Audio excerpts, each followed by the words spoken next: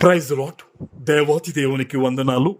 ప్రభు నామమున మీ అందరికీ నా ప్రత్యేకమైన వందనాలు, శుభాలు తెలియజేస్తున్నాను.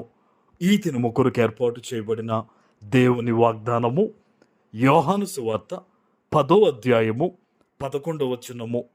నేను గొర్రెలకు మంచి కాపరిని, మంచి కాపరి గొర్రెల కొరకు తన ప్రాణమును పెట్టును.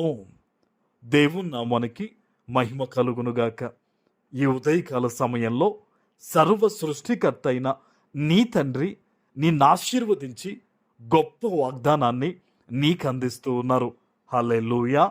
ఆయన అంటూ ఉన్నారు, నేను గొర్రెలకు మంచి కాపరిని అని.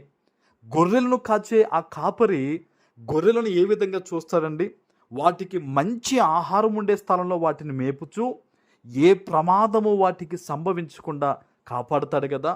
ఈరోజు మనము ఆయన మేపు గొర్రెలో ఉండడానికి మనం ఇష్టపడితే గనక మనల్ని పోషించడానికి, మనల్ని రక్షించడానికి దేవుడు సిద్ధంగా ఉన్నాడు.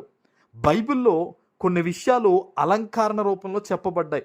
అందుకనే 23వ కీర్తనలో కూడా దావీదు ఈ యొక్క గొర్రెల కాపరి, గొర్రె అనే మాటను ఉపయోగించాడు.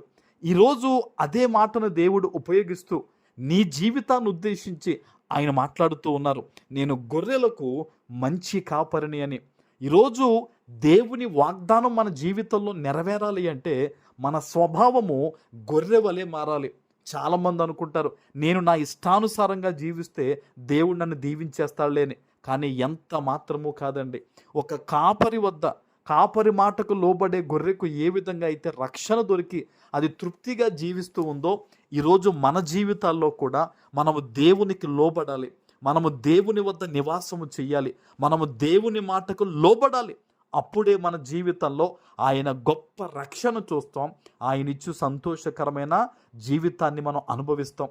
ఈరోజు చాలామంది జీవితాల్లో నెమ్మది లేని బ్రతుకైపోయింది. ఎందుకని అంటే వాళ్ళు ఇష్టానుసారంగా జీవిస్తూ ఉన్నారు.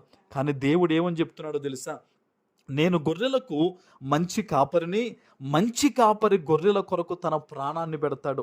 ప్రాణానికి తెగించి కాపరి ఏం చేస్తాడు? గొర్రెల్ని కాపాడుకుంటాడు.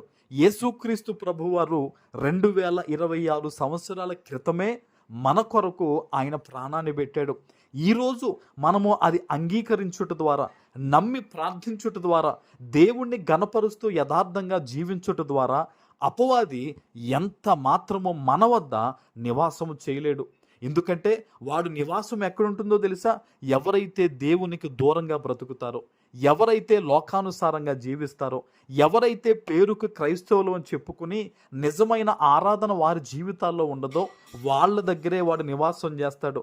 నిజంగా ప్రార్థించే వారి దగ్గర, నిజంగా దేవుణ్ణి ఆరాధించే వారి దగ్గర వాడు నివాసం చేయలేడు. అందుకనే యేసు ప్రభు వారు అనేక ప్రాంతాలు సంచరిస్తూ ఉన్నప్పుడు అపవాది వచ్చి ఆయన పాదాల మీద పడిపోయి బ్రతిమాలి ప్రార్థించేవాడట.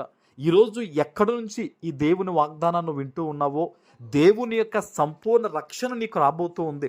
దేవుని కృపా కనికరముల చేత నీవు నింపబడబోతూ ఉన్నావు. ఒక్క విషయాన్ని గుర్తుపెట్టుకో, నీ జీవితంలో కృతజ్ఞత కలిగి ప్రార్థన చేయి. దేవునితో ఉండడానికి, నువ్వు సహవాసం ఉండడానికి నువ్వు ప్రయత్నం చేస్తే దేవుని కాపుదల కనికరముతో నువ్వు నింపబడి అనేక మందికి దీవెనకరంగా నువ్వు ఆశీర్వదించబడతావు. ఆమేన్. ప్రార్థన చేసుకుందాం. పరిశుద్ధుడా, ప్రేమ కలిగిన తండ్రి, మీకు వందనాలు. ఈ ఉదయకాల సమయంలో మీరిచ్చిన ఈ గొప్ప వాగ్దానము ప్రతి బిడ్డ జీవితంలో నెరవేర్చి స్థిరపరచమని యేసు నామమున ప్రార్థిస్తున్నాను తండ్రి. ఆమేన్.